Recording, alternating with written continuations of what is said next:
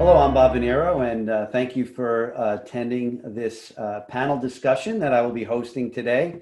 We're about 10 weeks away from New Year's Day, and it's hard to believe how many people want 2020 to be gone and over with. I, for one, am totally for that. 2021 is going to be much, much better for all of us. So the challenges definitely that we've had this year have been many, but we're all looking forward to getting through it and moving on. And I want to introduce our panel. They're going to say a few things as we start to progress and ask some questions. So my first question for the panel is, what changes have you made in order to better serve partners since COVID-19 started? So let's start with Ryan. Hi, everyone. I'm Ryan Walsh with Pax. Great question, Bob. There's a lot of things that we did as a born in the cloud distributor helping our partners during this time. You might think I would start with, we've got a lot of technology. Cloud was really where the puck was going when this happened, a technology that can help support a remote workforce, but that's not what we did first. The first thing we did is we listened. We did three things. We listened, and we were told very clearly, number two, don't sell. And number three, keep listening. And that's the first thing that we did with our partners to really understand what they were going through. I mean, ultimately, the next thing to answer is how can we help? But empathy and just listening was a strong message for us to really understand what our partners were going through. Yeah, well, I guess I can follow up on that. Thanks, Ryan. And honored to be on this panel with the legendary Bob Venero. And part of this whole virtual inaugural event. But IGEL in a very similar way has a core value of servant heart. And what that really translates into is like serving our employees and our partners and our customers, right, in this sort of very service-oriented way. And so putting that, and obviously the safety of our employees in the front of this crisis is sort of how we responded. And then I sort of tried to instill this idea of a first responder mentality, right? This idea that, many of our customers are actually on the front line of this. Our biggest customer segment is healthcare, and retail is another big one for us, and a lot of government agencies that are trying to keep the governments up and running. So this has been about really, sort of remaining optimistic about the future. Certainly, we had a technology around enabling people to work from home. We're the other side of the cloud, right? We're the edge, and the edge got a lot bigger and a lot more distributed through this process. And so that's kind of where, we leaned in to sort of help people, but it was all about listening, like you said, Ryan, and coming to it with a sort of open heart around service. Yeah, I think what we've heard out there from a lot of the partners and customers is that, the remote workforce and having people working remotely actually went off better than anybody expected, right? That we were able to spin up, to do things and to set up their employees at work to be able to do the things that they needed to do, maybe not quite in scale as they were doing it in their, their facilities and buildings, but to be able to drive forward with that type of thing. So, Jed, why don't you add on to that after we... Yeah, I mean, I guess we saw some like inertia that just got completely broken, right? We had a lot of call centers where we had been working with them on, hey, maybe you can take a few of these people and get them set up to work, remotely. There was a lot of like sort of inertia against some of these, work from home scenarios that just got obliterated, right? And then the amazing thing for us has been that I think a lot of executives, for some of these entry-level roles of, working a call center or whatever, that all of a sudden, all the metrics that they were using to measure these call centers on went up, right? Happier customers, more tickets. So a lot of the optics that people sort of didn't think were possible started showing up. So that's been rewarding, right? Is to sort of like show people what is possible. And I love the Satya quote, right? That he had in the June, his June earnings, 2 years worth of digital transformation in 2 months.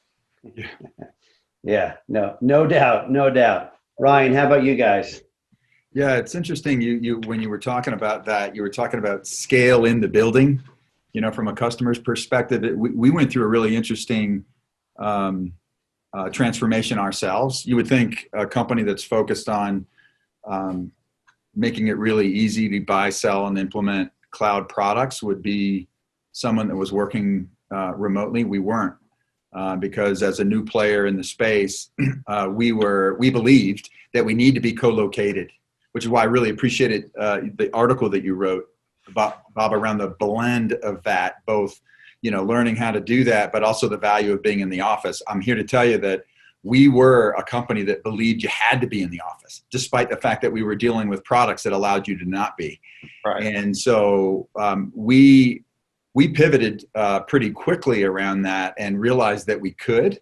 And so scale got redefined for us because we were doing a lot of things in the field where we would invite our partners to come to a location and then we would teach them something in person.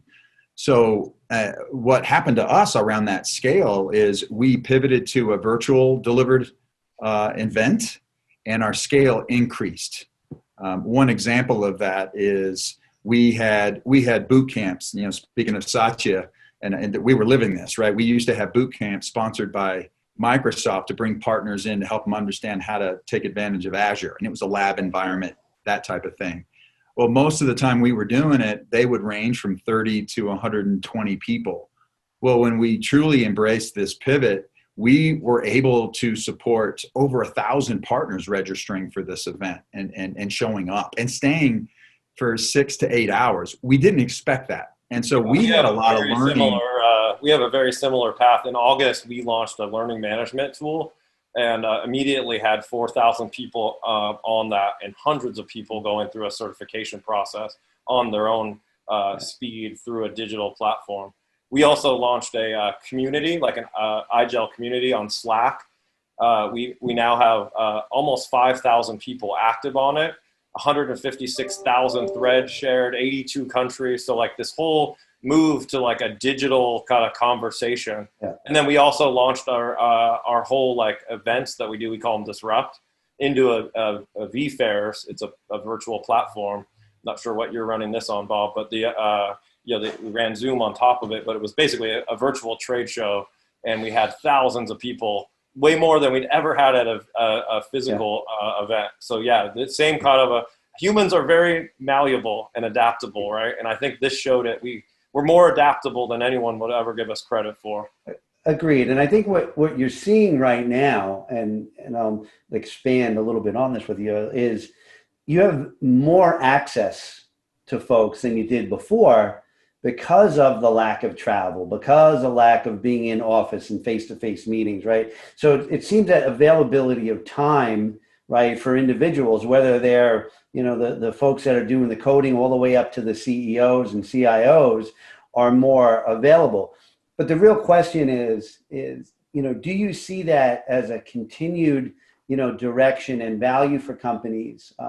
Or do you see that, being in the office still is as important as it used to be? And that's, that's a thing where people are curious to understand, right, from what we're hearing out in the field perspective. So Ryan, why don't you take a swing at that? Yeah, I'll take a swing at that, because when you were talking about that and listening to Jed talk about, your experience with, especially an emphasis on education, that's one thing in terms of how would you benefit from the availability of time. This is one area that we heard that partners wanted to fill in. If you weren't traveling, that for us even stronger focus on how can you virtually educate us about how we can take advantage of that time. And specifically, given what's happening with customers who are educating themselves more and more every day, partners that we were working with wanted to take advantage of staying in front of that education so they could add value. And so it makes no surprise to me to hear you say that, Jed. And for us, we really put an emphasis on education. Microsoft did that through, skilling and certifications. And I think a lot of the really progressive vendors were also focusing on let's educate now during this time. So that's definitely a theme that we saw. But as far as the blend between working in the office and conducting these things virtually, as I mentioned in the beginning, Pax 8, and I was this belief as a founder, co-founder of Pax 8 is that we turn people away because we said you need to be in the office, because the way we're doing things today to be responsive and agile and to pivot where we need to be, you had to be in the hall. I'm going to pull you out of a room and say, I got to help. I got to deal with this right now. Yeah. So I was really nervous when we went remote, but not having a choice, we embraced it. But I will tell you that now we're in a hybrid state, which is why your article in Forbes resonated to me personally, because I believe in that power of that co-location, being together physically, and I didn't want to lose it. As your article noted, and I see this with a lot of born in the cloud vendors, companies saying, well, you know what? We're totally remote. You don't even, there won't be an office anymore. We've heard that, we've seen that. I'm personally not of the belief that that's something that we want to embrace because of the power of what you get when you are together. And I totally yeah, Jed, expand on that. Yeah, well, so for me, I run a company where 2/3 of the population is in Europe. And so it's been a little bit amazing for me. I stood in front of them all on February 6th. And, it was our kickoff. I was in Munich. And I haven't been able to see anyone in my company for the last 7 months, right?